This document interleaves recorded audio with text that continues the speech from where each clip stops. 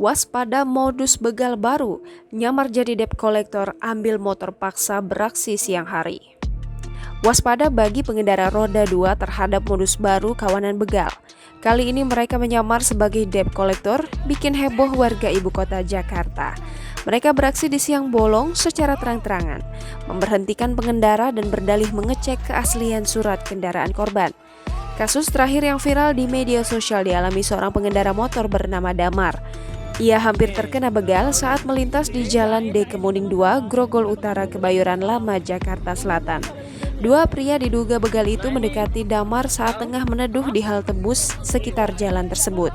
Informasi itu awalnya viral dan dibagikan akun Instagram @jakarta.terkini pada Sabtu 17 April. Sampai Minggu 18 April 2021, video itu sudah ditonton 19.000 netizen. Pada video itu terlihat seorang pria dengan jas hujan berwarna biru mendekatinya. Pria itu kemudian cekcok dengan korban bernama Damar. Handphone Damar yang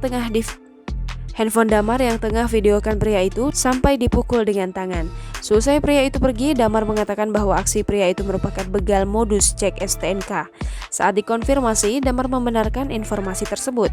Ia mengatakan bahwa awalnya ia tengah berteduh di halte sambil memainkan handphone pada Kamis 15 April pukul 13.30 waktu Indonesia Barat.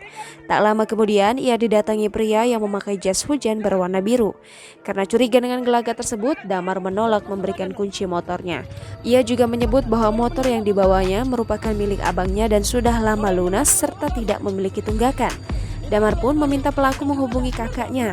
Namun hal itu ditolak Damar sebab ia curiga bahwa pria tidak dikenal itu merupakan begal atau jambret. Tidak lama kemudian setelah perdebatan itu, seorang pria mengendarai sepeda motor mendekat ke arah Damar. Sebelum pergi, pria berjas hujan biru itu pun sempat memukul handphone Damar yang tengah merekam aksi modus berpura-pura debt collector itu.